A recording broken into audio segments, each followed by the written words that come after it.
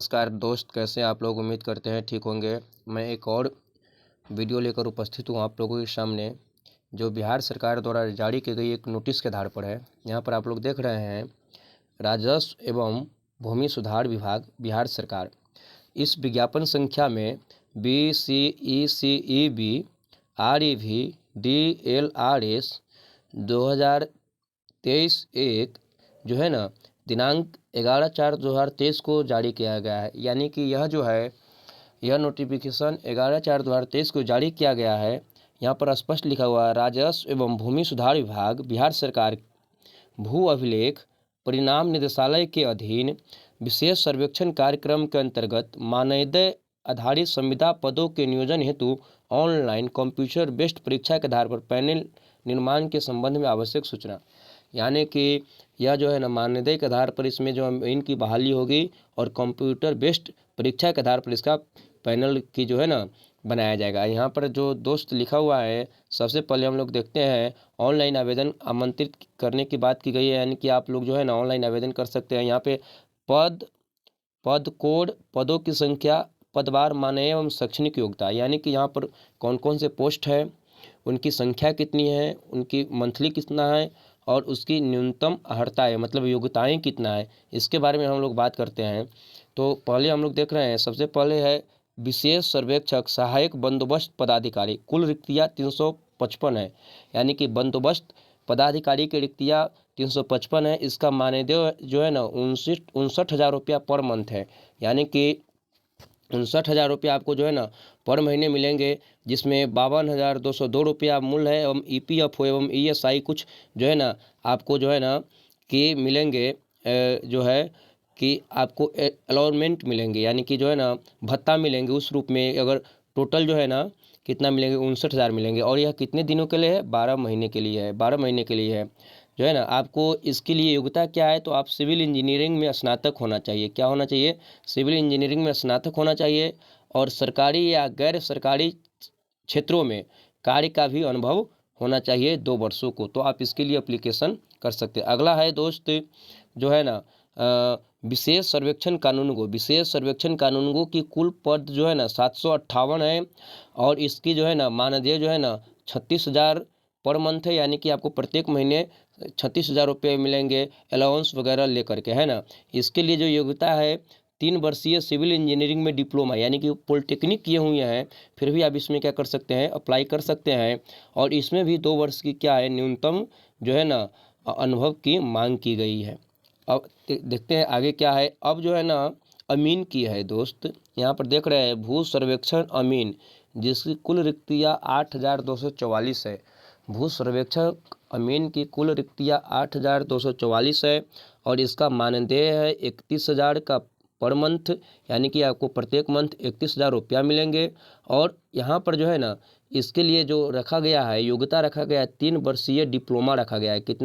क्या रखा गया है, तो 3 वर्षीय डिप्लोमा सिविल इंजीनियरिंग में। अगर आप सिविल इंजीनियर में डिप्लोमा किए हुए हैं तो आप इसमें क्या कर सकते हैं कि फॉर्म फिलअप कर सकते हैं।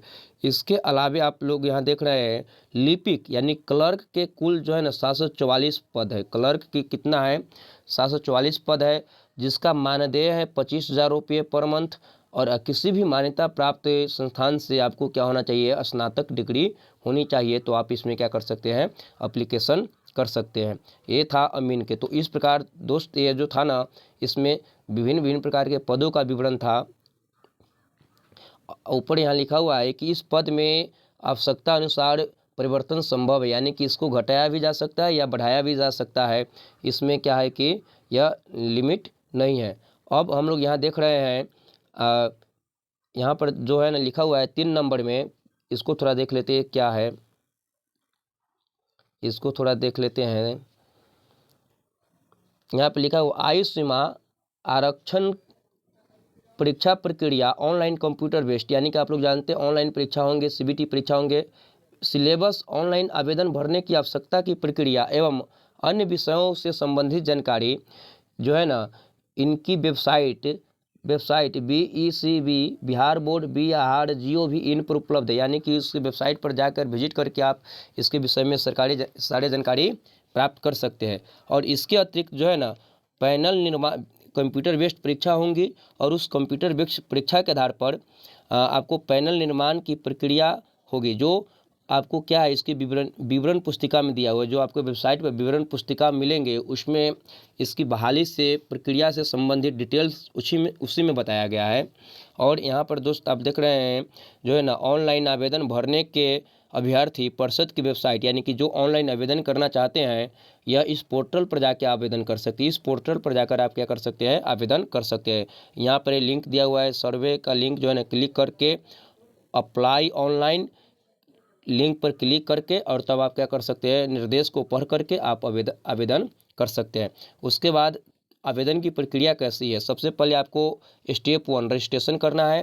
रजिस्ट्रेशन में आपको क्या करना है, देखिए सबसे पहले आपको जो है ना click here to registration link पर क्लिक करके आपको जो है ना उस पेज पे पहुंचना है। उसके बाद क्या करना है, और रजिस्ट्रेशन करने के समय आपको जो है ना अपना ईमेल आईडी रखना है, एक मोबाइल नंबर रखना है, और उसके बाद क्या करना है, क्योंकि रजिस्ट्रेशन में अन्य सभी सूचनाएं ईमेल आईडी पर और मोबाइल पर भी भेजी जाएगी।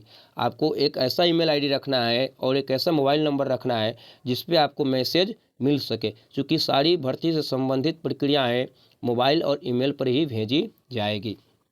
उसके बाद आपको ईमेल आईडी डाल करके रजिस्ट्रेशन करना है। उसके बाद प्रोविजनल रजिस्ट्रेशन नंबर तथा पासवर्ड को से अन्य संबंधित सूचनाएं ईमेल आईडी व मोबाइल नंबर पर भेज दी जाएगी। रजिस्ट्रेशन के बाद आपको जो है ना रजिस्ट्रेशन नंबर और पासवर्ड आपको मोबाइल पर भेज दिया जाएगा। उसके बाद आप आगे के स्टेप में फॉर्म भर सकते हैं। उसके स्टेप 2 क्या है उसको देखते हैं। स्टेप 2 में क्या है, स्टेप 2 में जो है ना रजिस्ट्रेशन के बाद की प्रक्रिया बताई गई है, जिसमें आप क्या कर सकते हैं कि फॉर्म भर सकते हैं। तो इस तरह से दोस्त जो है ना स्टेप 1 स्टेप 3 भी वही है। इसमें आपको जो क्या है एजुकेशनल क्वालिफिकेशन का डिटेल्स देना है। स्टेप 4 में क्या है, आपको वर्क एक्सपीरियंस का जो है ना डिटेल्स देना है।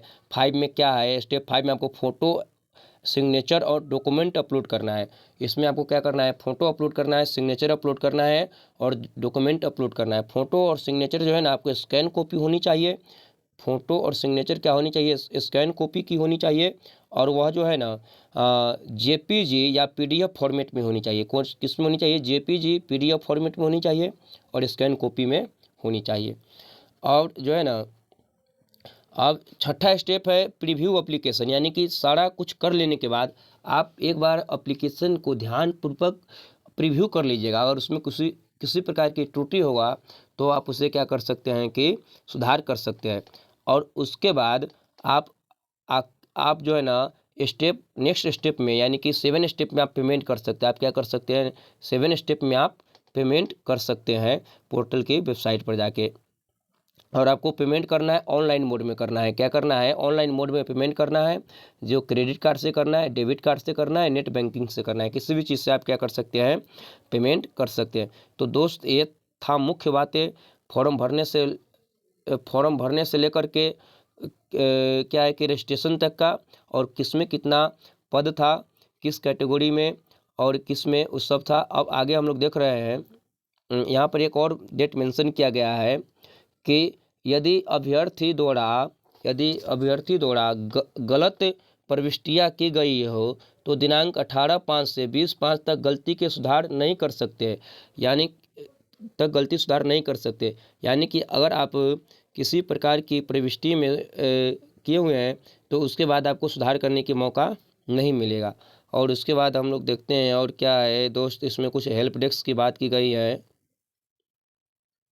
इसमें एक बात और यहाँ इसको समझना जरूरी है, यहाँ पे लिखा हुआ है अपूर्ण 6 नंबर को समझना जरूरी है। 6 नंबर को अपूर्ण रूप से भरा गया ऑनलाइन आवेदन अस्वीकृत कर दिया जाएगा। अगर आप कोई कॉलम खाली छोड़ते हैं या उसमें किसी प्रकार के जो है ना त्रुटि है या उसमें फ़ोटो अपलोड नहीं है, सिग्नेचर अपलोड नहीं है, तो आपको क्या कर दिया जाएगा कि आपको जो है ना फॉर्म को रिजेक्ट कर दिया जाएगा, है ना।